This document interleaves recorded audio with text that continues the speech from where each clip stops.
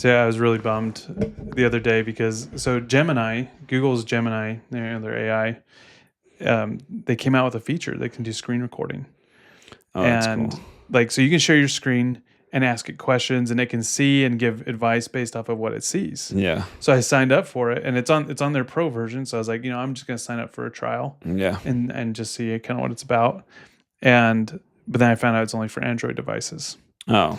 And I was pretty bummed about it. Yeah, that's a bummer. You figure it kind of limits huge. Most people have iPhones. I'll be honest with you. Whenever somebody texts me and it's green instead of blue, for some reason it pisses me off.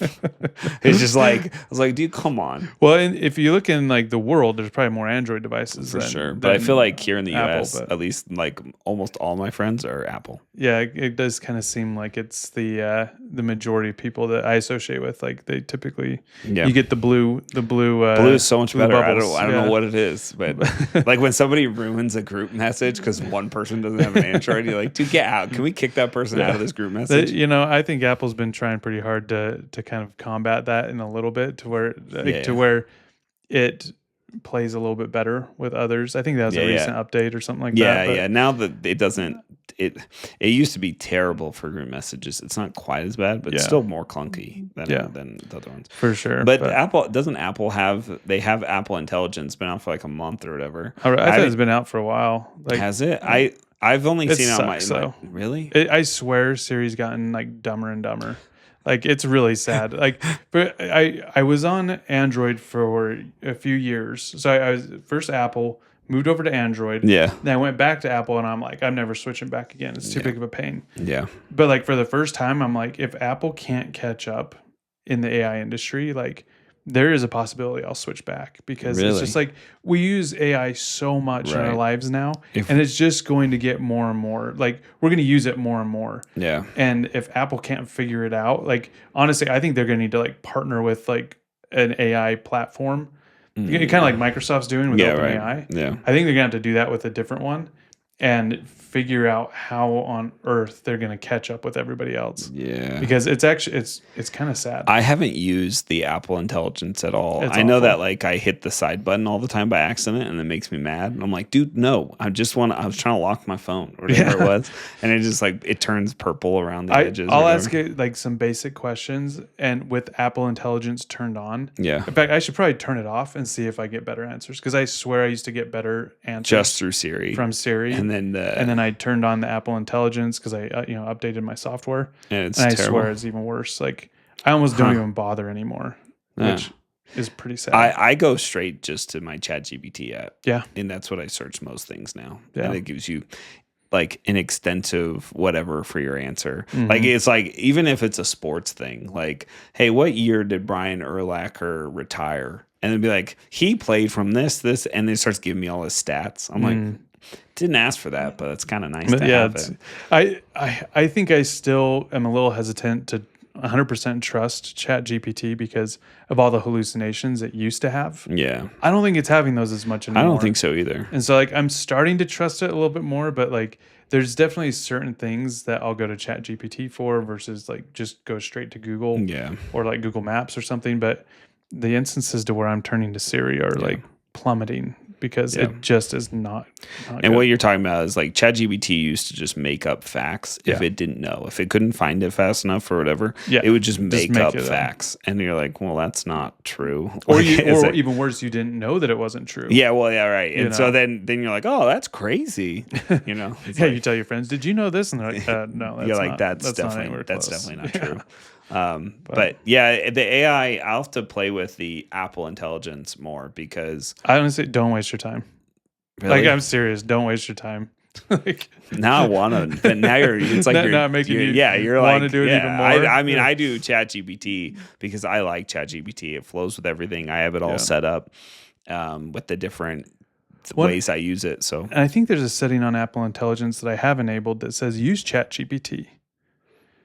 But I don't think it's using it. I don't know. It doesn't seem like it is. But maybe I should take that off and see. So when you go to play with it, don't enable ChatGPT and just see if it's better.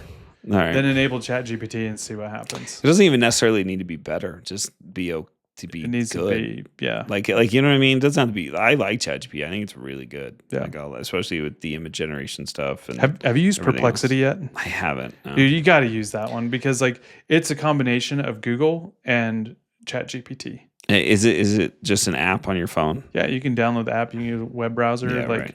And like we got. So you can lucky. pull up URLs and websites. Yeah, like it'll show search results and things like that, but it'll also give like the ChatGPT answers alongside with it.